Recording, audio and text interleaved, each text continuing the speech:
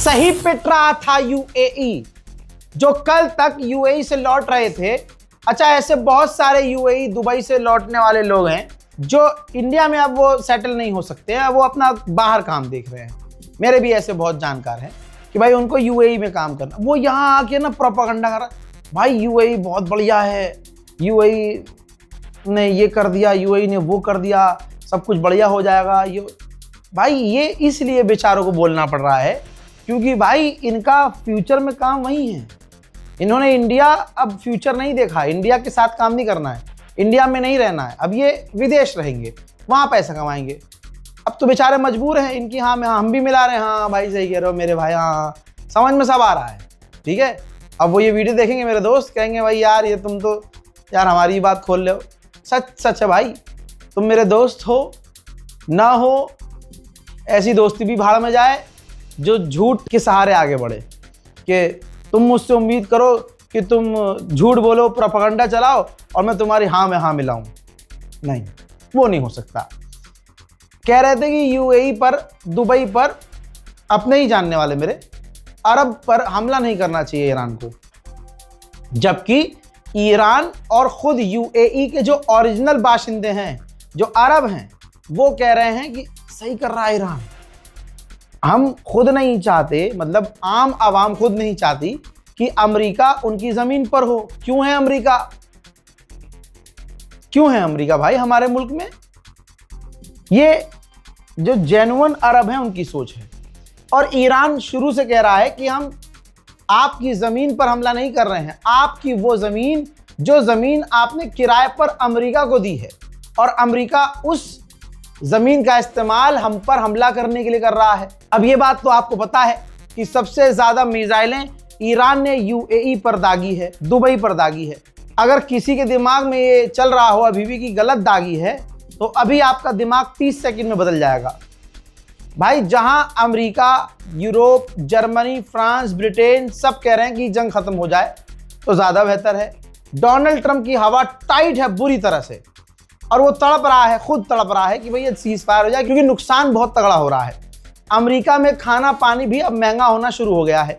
Europe में कई देशों में गैस स्टेशन बंद हो चुके हैं। ये तमाम चीजें यूरोप में हो रही हैं, तो प्रेशर एज अ राष्ट्रपति अमेरिका का होने के नाते उस पर प्रेशर है। अब वो डील कर रहा है कैसे भी कि खत्म हो जाए, तो बीच में यूएई कूदा, दुबई कूदा। प्रूफ आपके सामने, बिना प्रूफ के कोई बात नहीं करता आपका भाई। यूएई जो है इसने खुल्लम खुल्ला अमेरिका को चेताया है कि ना ईरान से डील मत करो, ईरान से सीज फायर मत करो, बल्कि ईरान पर बड़े हमले करो। ईरान की जब तक मिसाइल खत्म नहीं हो जाती, ईरान की जब तक ताकत खत्म नहीं हो जाती, जब तक ईरान पूरी तरह से मिट नहीं जाता, बर्बाद नहीं हो जाता, टुकड़े नहीं हो जाते, तब तक आप इस पर हमले जारी रखो।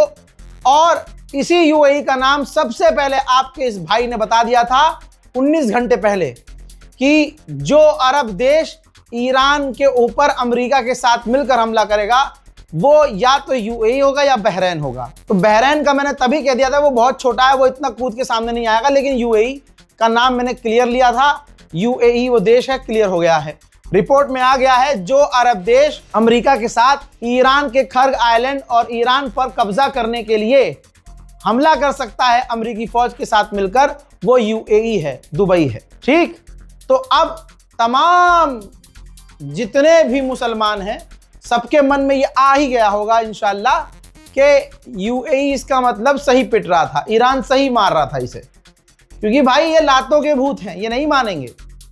जहां अमेरिका खुद कह रहा है कि हम जंग खत्म करने की कगार पे हैं, वहां एक अरब कह रहा है, एक मुस्लिम देश कह रहा है कि नहीं अभी मारो। आप समझ रहे हो क्यों रजा गराफी ने कहा था 1 साल पहले ही कि इलाके में, मिडिल ईस्ट में एक इजराइल नहीं है, अब 2 इजराइल हैं। दूसरा इजराइल कौन है? यही यूएई।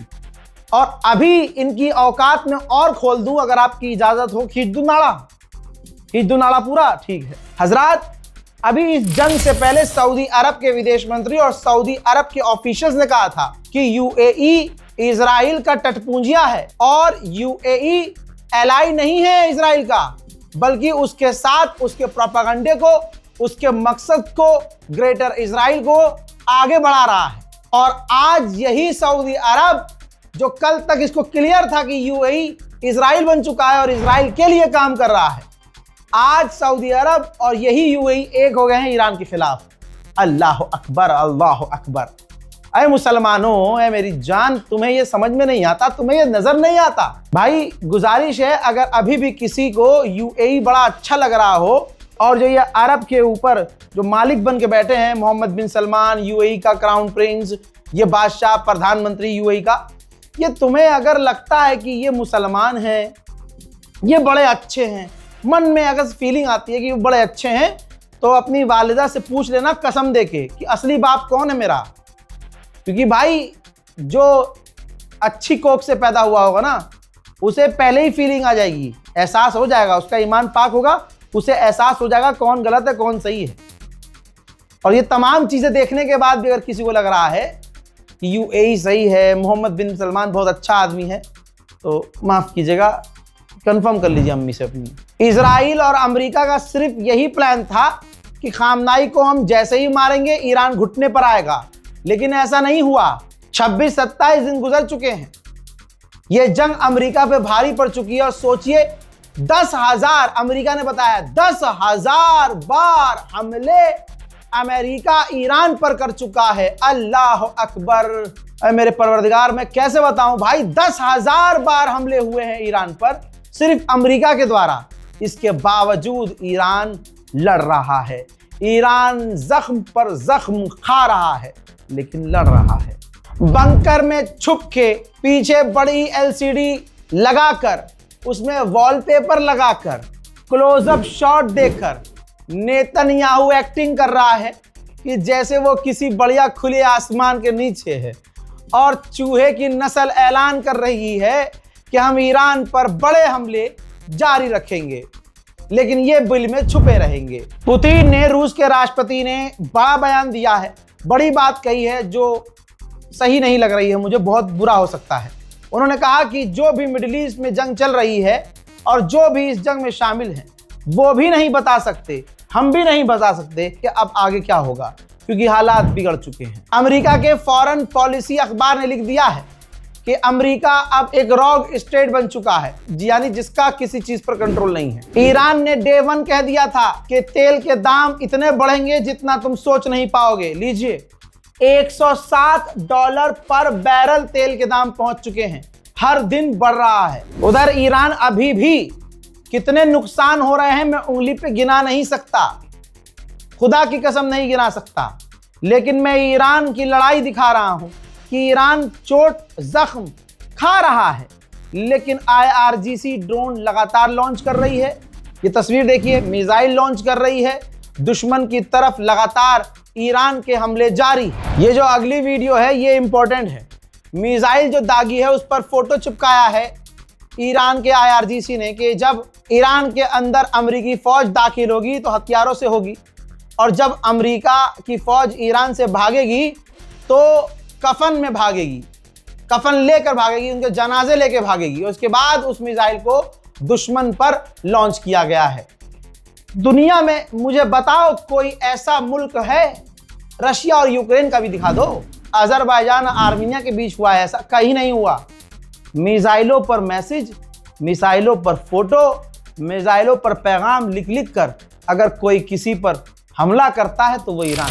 मलेशिया के प्रधानमंत्री ने ऐलान किया है कि ईरान ने हमें अलाउ कर दिया है कि हमारे जहाज स्ट्रेट ऑफ हॉर्मुज से आ और जा सकते हैं। अभी तक ईरान 4 घंटा हो चुका है, हम 3 घंटे पहले बता चुके थे, लेकिन ईरान के द्वारा कंफर्म नहीं किया गया है। लेकिन इजराइल ने तीसरी बार कंफर्म किया है। ये देखिए, कहा है कि हमने ईरान के नेवी चीफ को कत्ल कर दिया है, साथ में उनके साथ एक और अधिकारी को कत्ल कर दिया है। हजरात, यही बात पर मैं बहुत ज़्यादा टूट जाता हूं कि ईरान को अपनी पूरी ताकत और लगानी चाहिए। ऐसे ही जज्बाती होकर मैंने एक बार एक वीडियो में बोल दिया था कि अपने आप को बचाना भी तो ज़रूरी है। जब लगे खतरा बहुत ज़्यादा है तो बंकर में भी जाइए, अपने आप को बचाइए, दुश्मन के सामने डायरेक्ट मत आइए। ये मैंने भावुक होकर कहा था। अगर कोई किसी से प्यार करता है तो एक टाइम के लिए ये बात सबके मन में आएगी, अगर आपके भी मन में है मोहब्बत तो, कि भाई जैसे जनाब मुख्तार लड़े थे हैं उन्होंने पूरी बादशाहत कायम की थी, लेकिन उससे पहले वो दुश्मनों से छिपे भी, बचे भी, अंडरग्राउंड भी हुए। मैंने उस नज़रिए से वो बात कही थी। लेकिन क्या कहें, जाहिल इतने बड़े बड़े, हाथी जैसा जिस्म हो गया है, दिमाग कुत्ते जैसा। अबे भाई क्या कहें। बहरहाल मैं तो किसी को जवाब देना बंद कर चुका हूं। जो बंदा पूरी वीडियो देखे, मेहरबानी करके वही जज करे। आपको भी अगर मेरे खिलाफ या मेरी किसी वीडियो को लेकर फालतू बोलता हुआ कोई नजर आए, तो उससे मेरे बारे में 3-4 बातें पूछ लेना कि भाई आज तक तुमने रज़ाग्राफी की कोई 2 वीडियो भी पूरी देखी है? पूरी वीडियो पूरी। क्योंकि अगर किसी ने हमारी पूरी वीडियो देखी है तो यकीनन वो मुझसे मोहब्बत करने वाला होगा। जो आधी अधूरी देखेगा तो वो अपने हिसाब से, जहालत के हिसाब से जज करेगा। हालात बिगड़ रहे हैं, हालात बड़े खराब हो चुके हैं, नहीं पता कि आगे क्या होने वाला है। मामला गंभीर होता जा रहा है। यहां शिया सुन्नी, हिंदू मुस्लिम, ये सब करने की जरूरत भी नहीं है, क्योंकि जंग 2 ऐसे लोगों के बीच है कि एक की पूरी रिजीम एप्स्टीन फाइल वाली है और एक के अधिकारी और एक के सुप्रीम लीडर सिर्फ और सिर्फ इंसानियत की बात करते थे। एक जो पूरी दुनिया पर हमला कर चुका है, एक अमेरिका जो आस पड़ोस के देशों के लिए खतरा है और कब्जे की बातें कर रहा था, अभी भी करता है। एक वो ईरान जिसने आज तक किसी देश पर हमला नहीं किया, पड़ोसियों पर कभी अटैक नहीं किया। तो गलत और सही, हैवान इंसान, शैतान और इंसान के बीच की लड़ाई है और किसी की नहीं। और इंडिया का दोस्त ईरान था, ईरान है और ईरान रहेगा। ईरान को भी ये अंधभक्त जो बोलते हैं, ईरान के खिलाफ जहर उगलते हैं, ईरान को इससे कोई फर्क नहीं पड़ता, क्योंकि ईरान नेक्स्ट लेवल पर है। ये बात गोदी मीडिया को भी पता है, ये बात मोदी सरकार को भी पता है, लेकिन क्योंकि चुनाव जीतना है, मजबूर है कि उन्हें हिंदुओं को खुश करना है। 200वां जहाज, 200वां 200 नंबर का जहाज, जब से ये जंग शुरू हुई है 26 दिन से 200वां जहाज उतरा है। ये देखिए, इजराइल हथियार लेकर। आप जरा सोचे कितने बम मार दिए हैं ईरान पर इजराइल ने। अमेरिका तो 10,000 हमले कर चुका है, इजराइल भी 8 से 6,000 हमले कर चुका है। और कितने भाई, 200 जहाज भर भर कर बम अमेरिका से इजराइल उतरे हैं और दबाकर इन हथियारों को इस्तेमाल किया गया है ईरान के खिलाफ। नेटो के चीफ ने बताया है कि 30 कंट्रियां डिस्कस कर रही हैं कि स्ट्रेट ऑफ हॉर्मुज को किस तरह से खुलवाना है और इसे खुला रखना है। यूएई की मिनिस्टर सामने आई हैं भाई, और उन्होंने ईरान को ताना मारा है कि तुम किसी पड़ोसी मुल्क को बुली नहीं कर सकते, तुम स्ट्रेट ऑफ हॉर्मुज को बंद नहीं कर सकते। हजरात मोहतरम, अगर ज्यादा डिटेल में जाएंगे तो ये जो औरत आपकी स्क्रीन पर है, इसका भी नाम एप्स्टीन फाइल में निकल जाएगा।